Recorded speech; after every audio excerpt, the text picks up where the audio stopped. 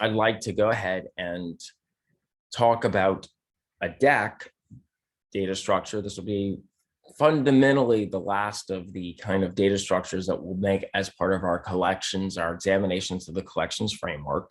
So Decs are very kind of compatible with what we've been talking about with queues, and they help us implement stacks. So a quick overview of what we'll be discussing with this Dec framework. The introduction, what is a Dec, the hierarchy of the Dec interface, the Dec interface declaration, what features define a Dec, what are the Dec methods, and some examples of a Dec.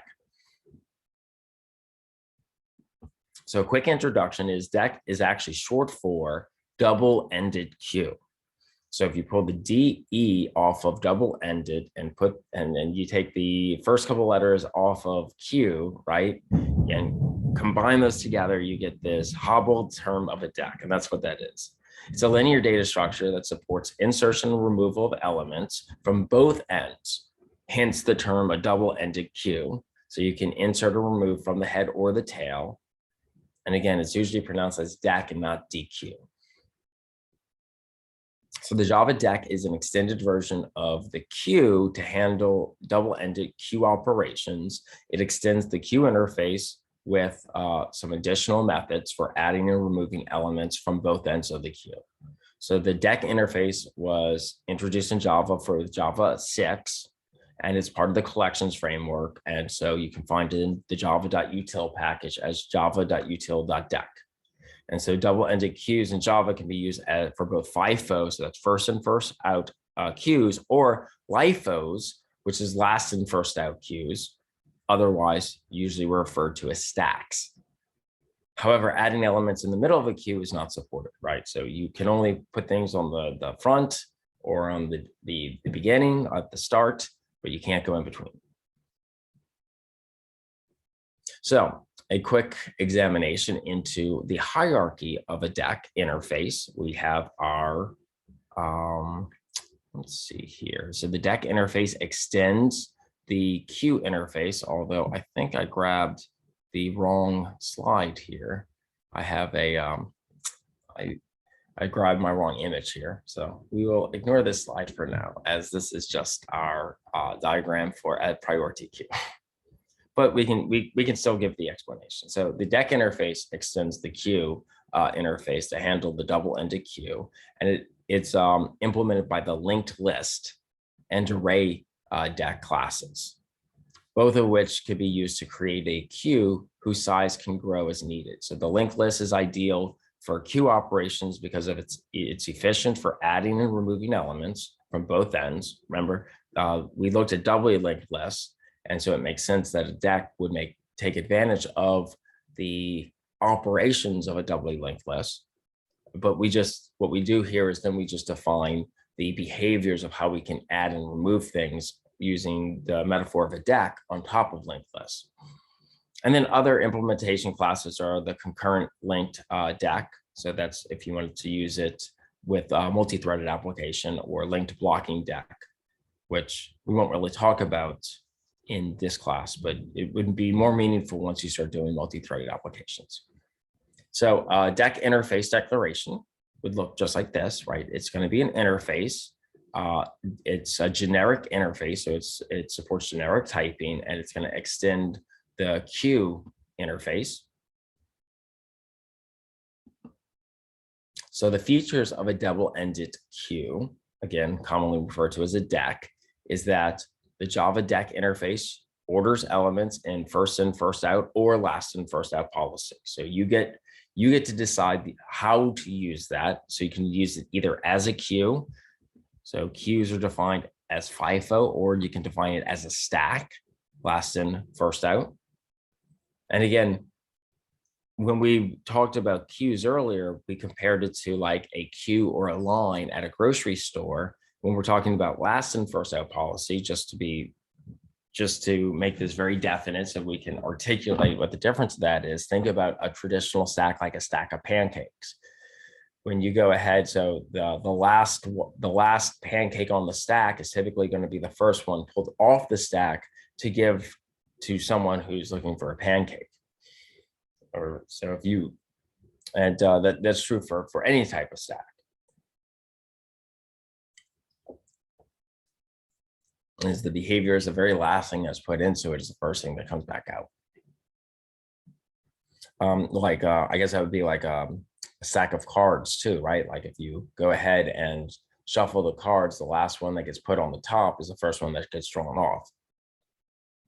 Okay, so Deque does not allow to store null elements. So if we try to add, we'll get a null pointer exception.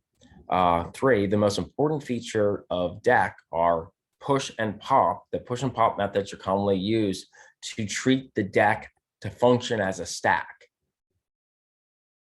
So to put an element on top of the stack, you would call the push method. And to remove the top element, you'd use pop. So you can push and pop things onto a stack.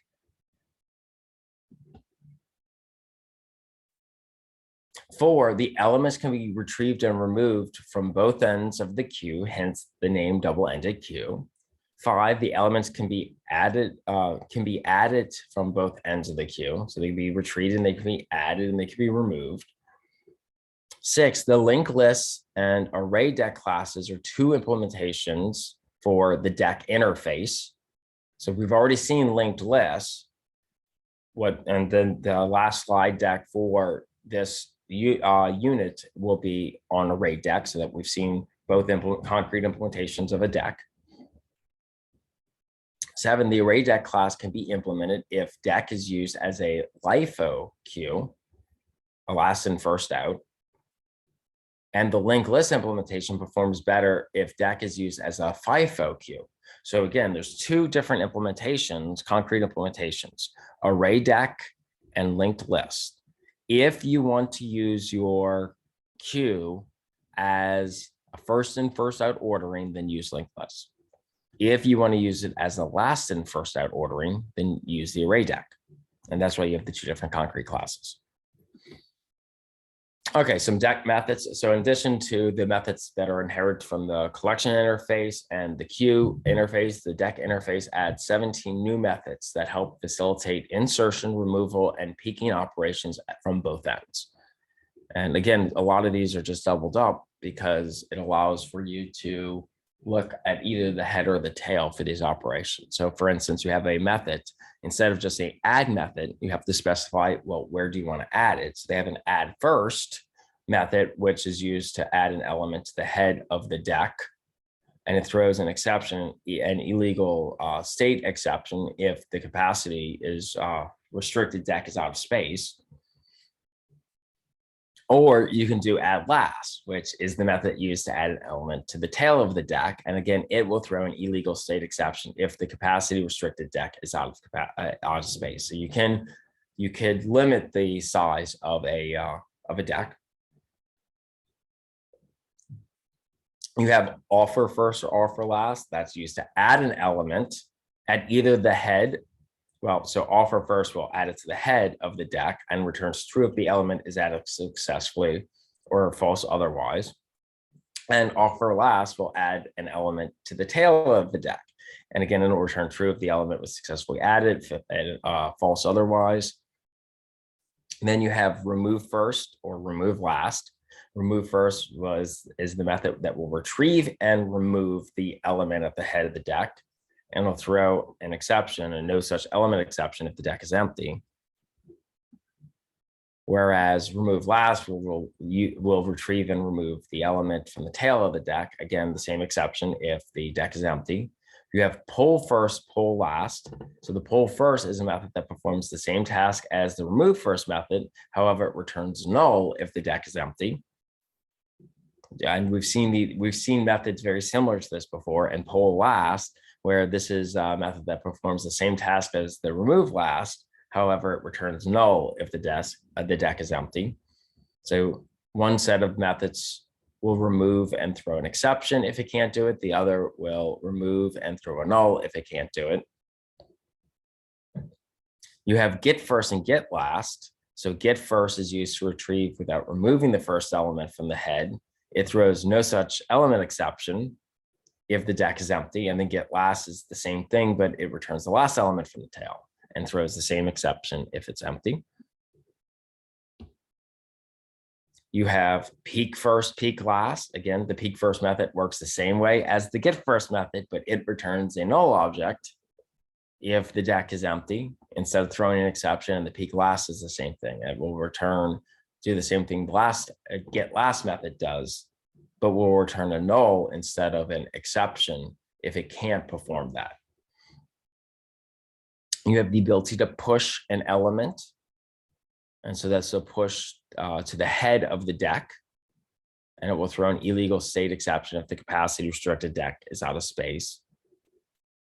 This method is the same as add first. And then you have pop, which will remove an element from the head of the Deque. And if the Deque is empty, it will throw a no such element exception. And so this method is the same as remove first. But the terminology of push and pop is very consistent with the data structure of a stack.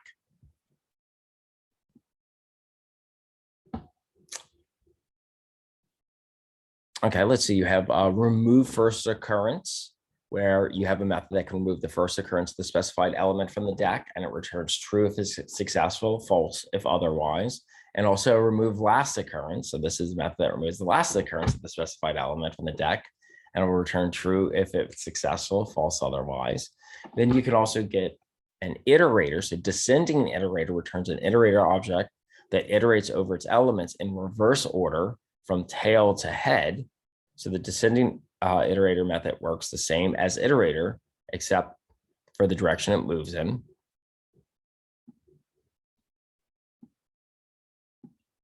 Excellent. And so those are all kind of the critical methods that are defined inside of the Deque. Let's take a look at some examples. So let's take an example program where we perform operations based off of get first, remove first, add first, get last, remove last, and add last. So we'll implement an array Deque class for our Deque interface. And so again, we'll look more at array Deque and the upcoming slide deck. So here we're looking at just the Q tester.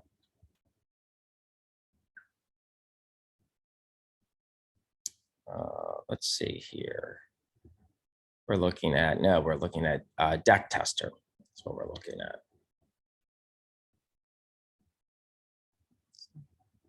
Okay, so let me run this and then we'll actually walk through the code and refer to the output as we encounter it. Okay, perfect. So the first thing I'm going to do here is I'm going to import my Deque interface, because this is what we're talking about. And then we're going to also import a concrete class that implements a Deque interface. So that's going to be the array Deque, which we'll talk about a little bit in more detail on the next slide deck. Here we're going to create a class, Dec Tester 1. We're going to create a main method. And inside of our main method, we're going to create a variable of data type Deque.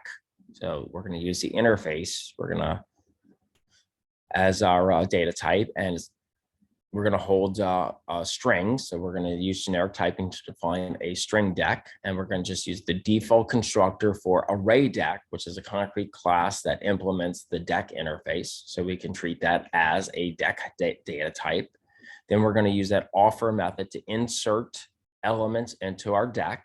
So here it's going to be string. So we'll just do ABC, PQR, MNO, IJK, GHI. Then we're going to print out the state of our Deque.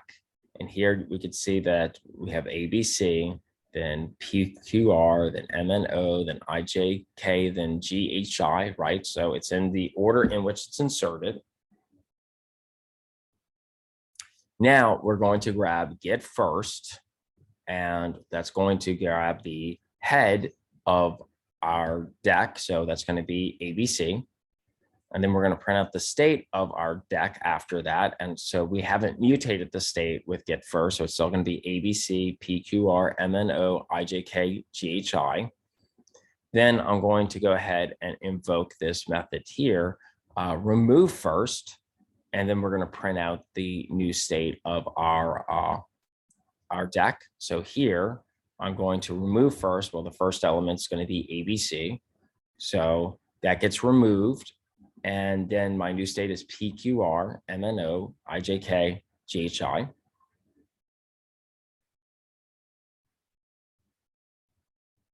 Now, the next thing I'm going to do is I'm going to invoke the method add first, and I'm going to insert ABC back into the head of my Deque, and then I'm going to reprint out the state of my Deque.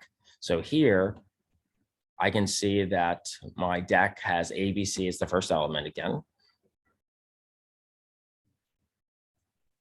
Now I'm going to go ahead and get the last element from my Deque and go ahead and print out the state. So the last element is going to be GHI.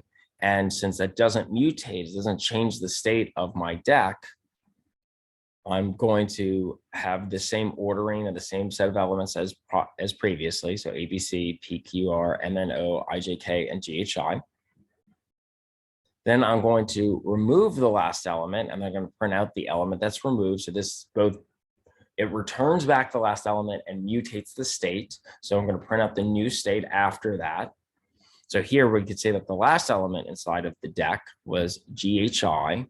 So that gets returned back, and I'm going to print it out. And then if I print out the state of the Deque, we can see that it is now just ABC, PQR, MNO, IJK.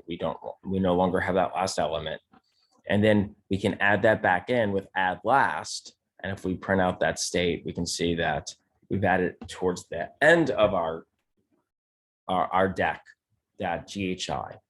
So we can both remove and retrieve from both the head and the tail, a double-ended queue or Deque, which allows us to implement stacks.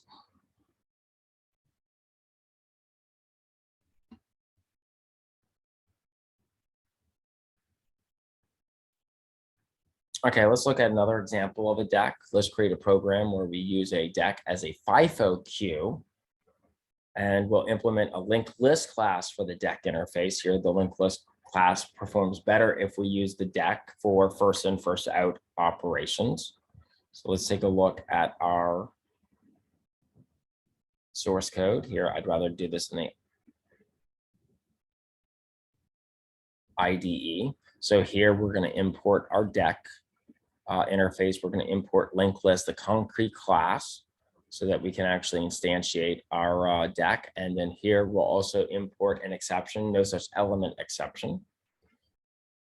And so we're going to create a new class, Dec Tester 1. We're going to create a main method. I'm going to create a new linked list here, and I'm going to save it as a Deque variable, right? Because the concrete class of linked list implements the Deque interface, so it could be treated as a member of the Deque interface.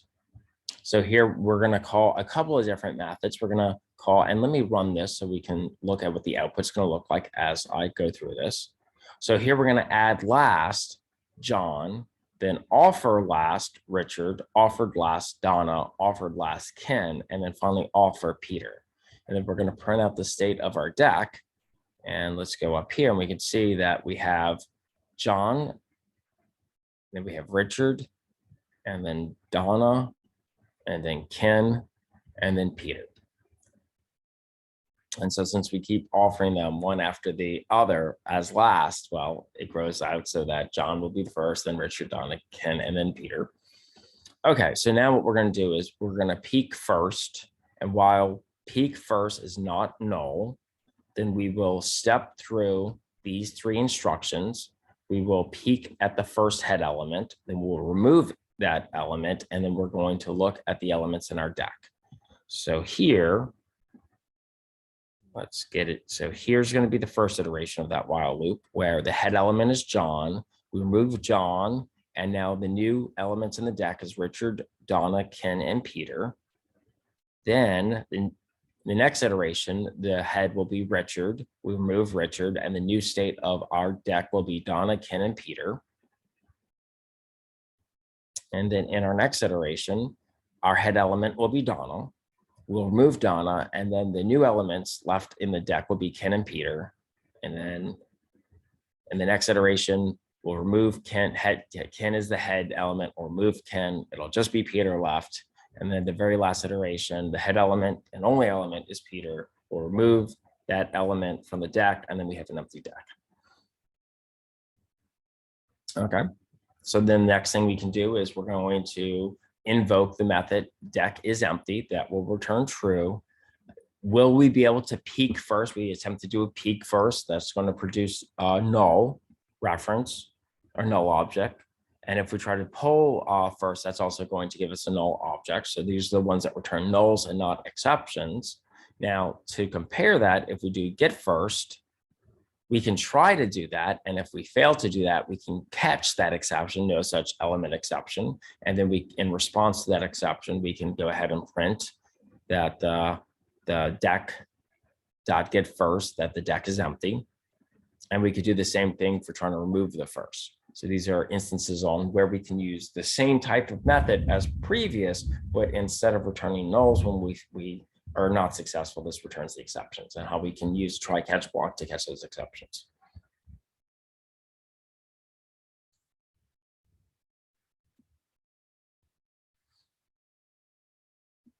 Excellent. Let's create another sample program where we demonstrate how to use a Dec as a stack. So here previously we just used it as a queue, but now let's use it for last in first out operations.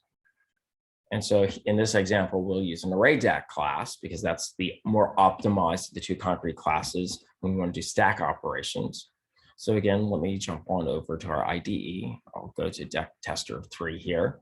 Here I'll import the Dec interface, and then I'll import the array Dec, which is the concrete class that allows us to instantiate a Dec. I'll go ahead and define a new class. I'll create a main method so that we can actually produce an application that executes. Here, I'm going to create a new array Dec using the default constructor. I'm going to save it into a Dec variable. And then what we're going to do is recall that the methods that are typically used for a stack are push and pop. So we're going to push things onto our stack, right? John, Richard, Donna, Ken, and Peter. And then we're going to look at the stack. Let me run this and make sure that we get the output so that as we get there in the source code, I can go ahead and talk about it. So here, this is our stack. So we're pushing. So remember, it's a last in, first out. So since John is the first thing that gets pushed onto the stack, it should be the tail element. And then Richard's the next thing. So Richard would be in front of John, and then Donna would be in front of Richard, and then Ken would be in front of Donna, and then Peter would be in front of Ken. So Peter would actually be at the front of the list in terms of the first to get removed. And that's exactly the ordering we'd expect, right? That the last one in will be the first one out, or the one that's the head element. Peter, Ken, Donna, Richard, John. And so the element at the top is Peter. So here, let's now do a while loop. So we're going to do these three statements. We'll report what the element at the top is. We're going to pop that element off and display that element. And then we're going to show what the state of the stack is after we do that pop. And we're going to do that so long as we peek into our Dec, so long as there's an element. So as long as it's not null, we're going to continue to do those three operations. And so when we initially do that, we can see, oh, the element at the top is Peter. We're going to pop Peter off the stack. And so the remaining stack elements are going to be Ken, Donna, Richard, and John. Then we're going to iterate. We're going to see, is there any elements left in our data structure? There are. So the element at the top now is Ken. We'll pop Ken off, and now it's going to be Donna, Richard, John. And so since there's still elements, we're going to continue that loop. So now what we're going to see is that Donna is at the head of the stack. We'll pop Donna off. That'll just leave inside of our stack Richard, John. Since there's still elements, we'll continue the loop. Here, Richard's at the top. We'll pop Richard off. It leaves just John. Since John's still in there, we'll do this one last time. And then the element at the top was John. We'll pop John off. It's an empty stack. We stop the loop, and we'll just print out that the stack is empty. And we call that isEmpty method to be able to do that.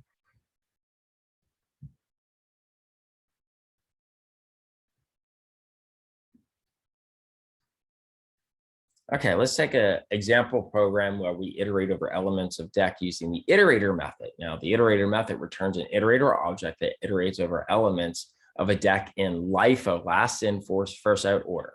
So the elements will be traversed from head to tail.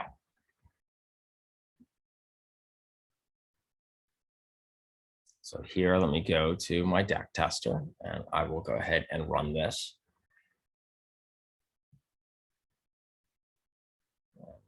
Let's see if I can't, okay, get this so that we can see all the output. Okay, so for this particular sample program, I'm going to go ahead and I'm going to import my Deque interface. I'm going to import my array Deque interface. So I have a concrete class, so I can actually instantiate an instance of Deque. And I'm going to also import my iterator class so that I can go ahead and hold a instance of iterator. I'm going to create a new class, Dec Tester, so that I can have a main method so we can actually execute this code. Here, I'm going to create a new array Deque using the default constructor, and I'm going to use generic typing for a Deque that holds integers. I'm going to use offer to go ahead and add integers into this Deque. So 50, 10, 20, 5, and 30. Now we'll show the elements of the Deque. So here, 50, 10, 20, 5, 30. So we could say that the elements in the Deque are the order in which they're inserted.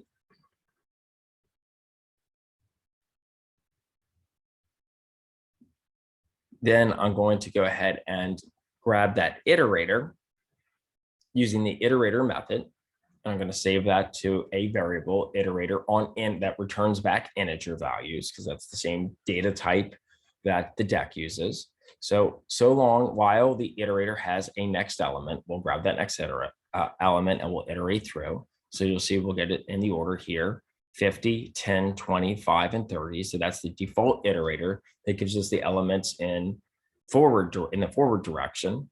But recall that a Deque also has another method called descending iterator that will return an iterator object that will go in reverse order. So if I do that same set of code, but on this iterator 2 that we're getting from descending iterator, while that iterator 2 has a next element, we'll print out that element. And notice here we're going backwards, 30, 5, 20, 10, and 50.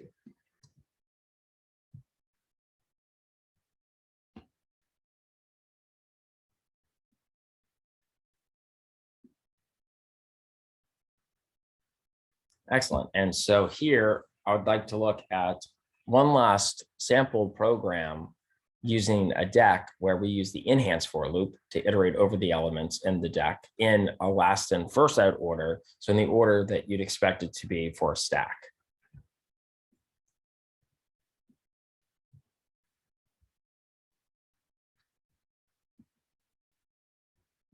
So in this instance, I will go ahead and import my Deque interface. I will go ahead and import my array Deque concrete class. I'm going to create a class that has a main method.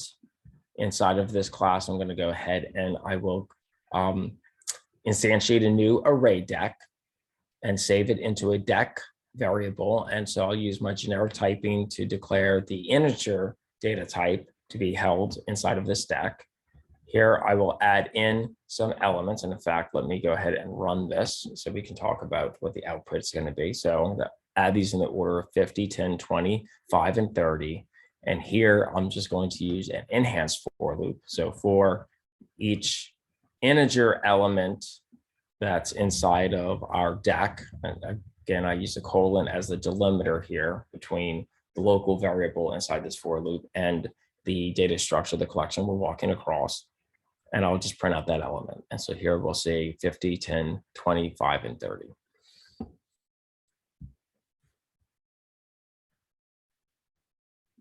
Excellent. And so that's just a quick explanation about what a Deque is and how a Deque has the flexibility for us to treat it as both a stack or as a queue, where we can use either FIFO or LIFO operations, last in, first out, or first in, first out. Now, is there any questions that anyone has for a Deque?